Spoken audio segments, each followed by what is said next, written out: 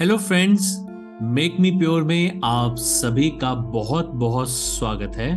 बहुत से पढ़ने वाले छात्रों के लिए बहुत मुश्किल हो जाती है अगर उनकी याददाश्त कमजोर है। कमजोर याददाश्त वाले बच्चों को सवाल जवाब को याद करने में काफी परेशानी होती है, यहाँ तक कि उन्हें शिक्षक से प्रतिदिन सजा भी मिलती है। तो सवाल उठता है कि स्मरण शक्ति कैसे बढ़ाएं। आज के इस वीडियो में हम ऐसे ही कुछ तरीके बताएंगे जिनके माध्यम से आप अपनी स्मरण शक्ति को बढ़ा सकते हैं। शुरू करने से पहले मैं ये भी कहना चाहूंगा कि स्मरण शक्ति सिर्फ छात्रों के लिए जरूरी नहीं है, बल्कि आज की डेट में हर किसी के लिए जरूरी है। चाहे वो कोई इंसान ऑफिस में काम करता है, व्यापार करता है, या फिर वो गृहिणी घर पर काम करती है, या फिर कोई और बाहर किसी ऑफिस में काम करती है। सबके लिए याददाश्त बहुत जरूरी है।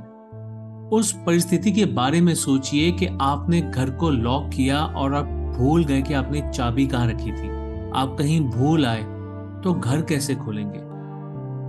इसलिए स्मरण शक्ति बहुत बहुत जरूरी है हर किसी के लिए। तो सबसे पहले इसे जानने के लिए, इसे समझने के लिए कि हम स्मरण शक्ति कैसे बढ़ा सकते हैं, हमें जानना होगा कि कॉन्शियस माइंड और सबकॉन्शियस माइंड के फंक्शंस क्या हैं।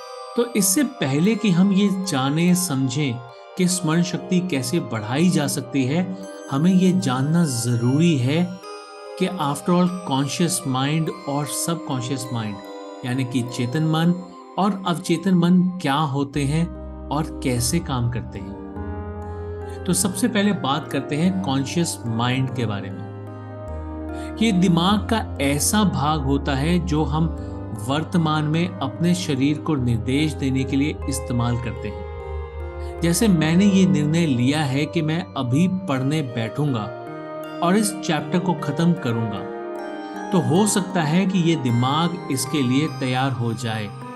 या फिर ऐसा भी महसूस करेंगे कि अभी पढ़ने का बिल्कुल भी मन नहीं है, लेकिन इस दिमाग को हम थोड़ा बहुत नियंत्रित आसानी से कर सकते हैं। कुछ समझा बुझा कर सामने किसी टारगेट को फोकस कर कर हम अपने दिमाग को थोड़ा बहुत नियंत्रण जरूर कर सकते हैं। चलिए आगे बात करते हैं सबकॉन्शियस माइंड के बारे में।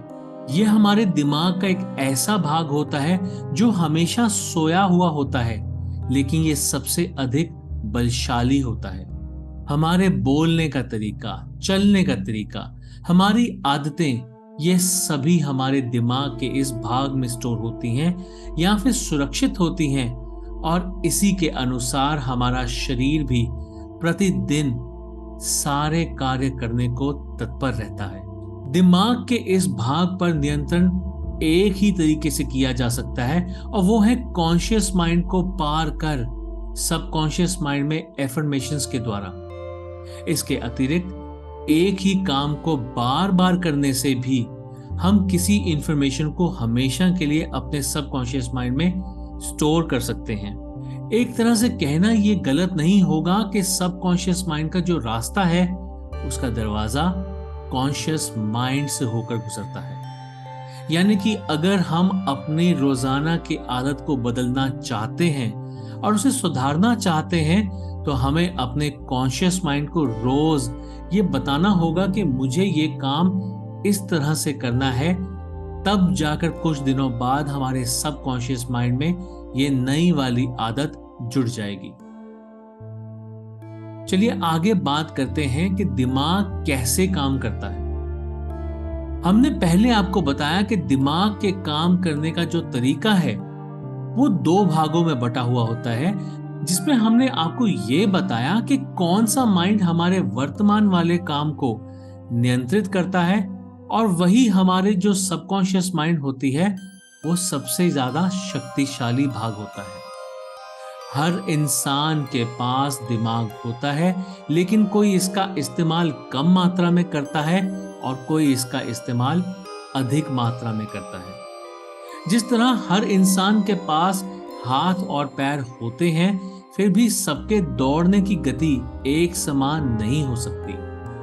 कोई तेज दौड़ता है तो कोई धीमी गति से दौड़ता है। तो जो धीमी गति से दौड़ते हैं वो हर रोज अभ्यास करने के लिए दौड़कर प्रयास करते हैं और इस प्रकार से अपनी गति को बढ़ाते हैं।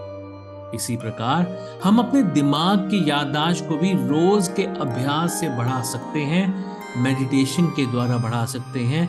जी हाँ, बिल्कुल बिल्कुल ये संभव है।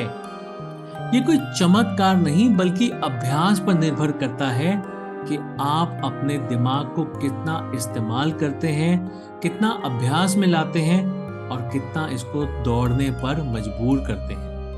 हम यहाँ पर आपको उन्हीं तरीकों के बारे में बताएंगे जिन्हें आपको अभ्यास करना है और आपका दिमाग भी अच्छी याददाश्त रखने में माहिर हो जाएगा।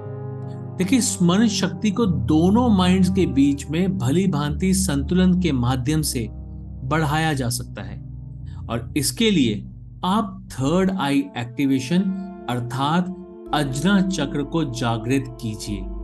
जी हाँ, थर्ड आई की अगर आप एक्टिवेशन करते हैं तो उसके बहुत सारे फायदे हैं और उन्हीं में से एक फायदा आपकी स्मरण शक्ति का बढ़ जाना भी है। थर्ड आई एक्टिवेशन आप चाहें तो घर पर भी कर सकते हैं और अगर चाहें तो प्रोफेशनल हेल्प के लिए हमारी आने वाली वर्कशॉप को अटेंड कर सकते हैं, जिसके लिए आप हमारे गिवन नंबर्स पे कांटेक्ट करके और अधिक जानकारी प्राप्त कर सकते हैं। तो चलिए, आज के वीडियो में इतना ही। आपका हमारे साथ जुड़े रहने के लिए बहुत बहुत धन्यवाद और जो हमसे अभी तक ना जुड़े हों वो हमारे चैनल को सब्सक्राइब जरूर करें। अगर आपको हमारा आज का वीडियो पसंद आया हो तो आप हमारे वीडियो को लाइक और शेयर जरूर करें। So thank you very much for going through this video. Stay happy, stay blessed, stay safe. Have a nice day ahead. Take care. Goodbye.